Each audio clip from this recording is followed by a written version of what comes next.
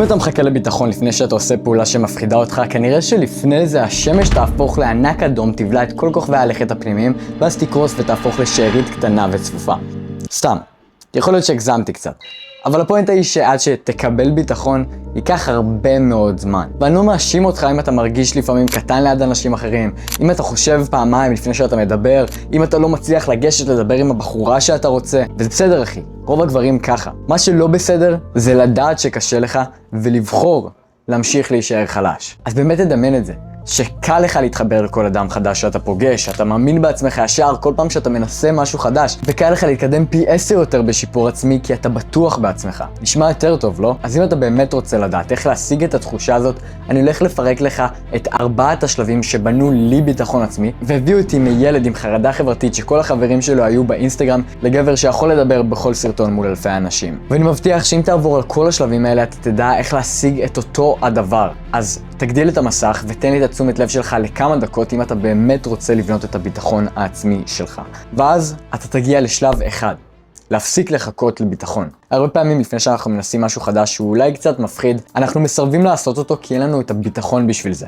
והתגובה האוטומטית היא לחכות קצת עד שנהיה בטוחים יותר. אבל ביטחון עצמי לא נבנה לפני שאתה פועל. תחשוב על זה רגע. לדוגמה, לרכוב על אופניים. אתה פשוט ישר עלית על האופניים והתחלת לרכוב בקלות? כנראה שלא. כנראה שהיה לך בהתחלה גלגלי עזר, ואז מישהו החזיק אותך כשאתה נוסע, ורק אז אתה פיתחת אמונה מספיק חזקה בעצמך לעשות את אותו פעולה, פשוט לבד, בלי עזרה של אף אחד. אז אם אין לך ביטחון בלעשות פעולות חדשות, כנראה שזה בגלל שאין לך אמון בעצמך. לדוגמה, האם כשאתה אומר שאתה עושה משהו, אתה באמת עושה אותו? האם אתה עומד במילה שלך לעצמך? כי האמת הקשה היא שאם אתה לא סומך על עצמך, אין שום סיבה שתרגיש ביטחון. הדבר הכי גדול שהשתנה אצלי ממתי שלא היה לי ביטחון עצמי לעכשיו, זה שאני פשוט אשכרה עשיתי את הפעולות שהבטחתי לעצמי שאעשה.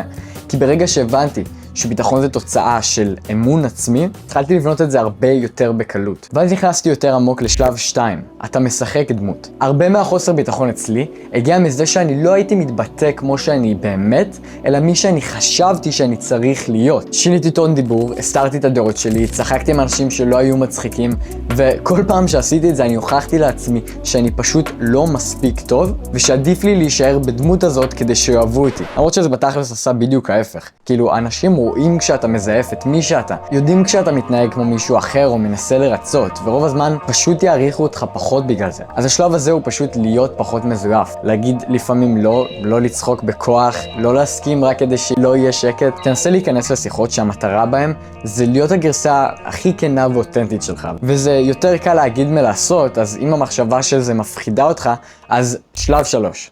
תוכיח לעצמך שלאף אחד לא אכפת. כולם יודעים שבשביל להשתפר צריך לצאת מאזור הנוחות, ורוב האנשים בורחים מהרגעים האלה כי הם הכי קשים. אני זוכר לפני כמה חודשים, אני מאוד רציתי לעשות סרטון קצר, שבו אני הייתי צריך לצעוק בפומבי, חרדה חברתית מפחדת ממני. ולמשך איזה חודש, החרדה חברתית ניצחה אותי, ולא עשיתי את זה בגלל שפחדתי. והקטע המציק זה שלמשך החודש הזה, לא רק שלא הוצאתי את הפיסת תוכן שחשבתי שתעבוד, אבל אני גם בצורה פסיבית החמרתי את הביטחון העצמי שלי. עד שהגיע איזה יום אחד שהייתי במכולת עם חברים ונזכרתי שרציתי לצלם את זה, ואחרי התלבטות עם עצמי ו5 דקות של אוברתינקינג, אני סוף סוף עזרתי את האומץ וזה מה שיצא. מה כל חברים, אני פה להוכיח שחרדה חברתית זה דבר שהוא לא נכון, חרדה חברתית זה בולשיט וזה לא אמיתי. הוא כאן בשביל לפגוש ילדה בת 12. וחוץ מזה שהסרטון יחסית הצליח ואני אהבתי אותו, אני עשיתי את הפעולה היחידה שהייתי יכול לעשות בשביל להתגבר על הפחד הזה. אז אני לא אומר לך לצעוק בפומבי, אבל אתה צריך להבין מה הצעדים שמפחידים אותך עכשיו לקחת, מה אתה צריך לעשות ודוחה כבר מלא זמן כי אתה מפחד, ואז כשיש לך את המטרה הסופית הזאת, פשוט מה הצעד הכי קטן שאתה יכול לעשות כבר עכשיו, שלא מפחיד אותך וגורם לך לשקשק. אגב, אחד מהצעדים הכי טובים שאתה יכול לעשות כבר עכשיו, זה פשוט לפתח שיחות עם אנשים שאתה מאמין שיעזרו לך. ואם אתה לא יודע איפה למצוא את אותם סוג האנשים שגם נמצאים על שיפור עצמי, שגם מתקדמים לאותם מטרות, בדיוק בגלל זה אני פתחתי קהילה לאנשים על שיפור עצמי. אם אתה רוצה להיכנס לקהילה, הלינק נמצא בתיאור של הסרטון עכשיו, וזה בחינם לגמרי, אז אין לך מה להפסיד אחי. ואם לפתח שיחות בתוך הקהילה זה משהו שעדיין נשמע לך מפחיד ורחוק, אז שלב 4. להאמין בזה. אם אתה יכול לקחת משהו אחד מהסרטון הזה, בבקשה שזה יהיה זה. כי רוב האנשים חושבים שחוסר ביטחון נובע מפחד, מחרדה או חוסר ניסיון, אבל כל הדברים האלה הם רק סימפטומים של דימוי עצמי נמוך. הבעיה היא שלא משנה כמה אתה מנסה ופועל בשביל לפתח את הביטחון העצמי שלך, אם זה לא תואם את הדימוי העצמי שלך, אתה תמיד תוריד את עצמך בחזרה למקום שתואם את זה.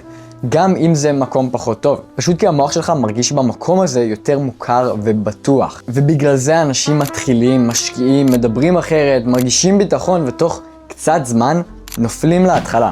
לא כי הם לא יודעים מה לעשות, אלא כי הם לא רואים את עצמם כמישהו עם ביטחון עצמי. אז איך אשכרה עושים את הפעולות ומשנים את הדימוי עצמי תוך כדי? זה די דומה לשלב אחד, אבל ביטחון עצמי לא נבנה ממחשבות או מוטיבציה, אלא מהוכחות קטנות שאתה נותן לעצמך שאתה הבן אדם שעומד במילה שלו. לדוגמה, כל יום אתה יכול לבחור פעולה אחת קטנה וברורה שאתה מתחייב אליה מראש, ושאין לך שום ויכוח במוח עליו, אתה חייב לעשות את זה. וכל פעם שאתה מצליח, תיתן לעצמך מלא קרדיט על זה שהצלחת. וברגע שאתה עושה את זה יום אחרי יום, הדימוי עצמי שלך משתנה לבד, והביטחון מגיע כתוצאה מזה, כי אתה מאמין בעצמך וגם פיתחת את הביטחון לאורך הדרך. אז לדוגמה, אם כל יום היית אומר, אני רוצה לדבר עם לפחות אדם זר אחד, אז כן, בהתחלה אתה היית נשמע קצת יותר כמו בוט ולא מצליח בשיחות האלה כמו שאתה רוצה, אבל עם הזמן, ככל שאתה תתרגל את זה יותר ותכניס לראש שלך יותר את זה שאתה עושה את זה, אפילו שלא בא לך, ואתה רואה את ההתקדמות ואתה ממשיך לעשות את זה ואתה נשאר עקבי, אז כן, אתה תפתח את הביטחון שלך לאורך הדרך. אז לסיכום, אם אתה באמת רוצה לפתח ביטחון עצמי,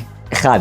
תפסיק לחכות לביטחון. 2. תפסיק לשחק דמות. 3. תעשה את מה שלא נוח. 4. תשנה את הדימוי העצמי שלך. 5. תיכנס לקהילת שיפור עצמי ותפתח שם שיחות. ואם באמת תיישם את מה שאמרתי כאן, אני מבטיח שאתה תפתח את הביטחון העצמי שלך לרמה הרבה יותר גבוהה ממה שהיא עכשיו. ובמידה והסרטון הזה עזר לך, אבל אתה מאמין שאתה צריך קצת יותר הכוונה, יש בתיאור של הסרטון לינק לקביעת שיחה 1 על 1 איתי, שבה אני אעזור לך לבנות תוכנית פעולה פרקטית ומשימות בשביל באמת לבנות את המשמעת והביטחון העצמי שלך. ואם נהנית ולמדת משהו חדש מהסרטון, תשים לייק, סאב, אקרב ויוטיוב ישלח את הסרטון הזה למלא אנשים, ועזור גם להם לפתוח ולפתח את השיפור העצמי שלהם, לפתח את הביטחון העצמי שלהם, מה אפילו אמרתי. תודה רבה.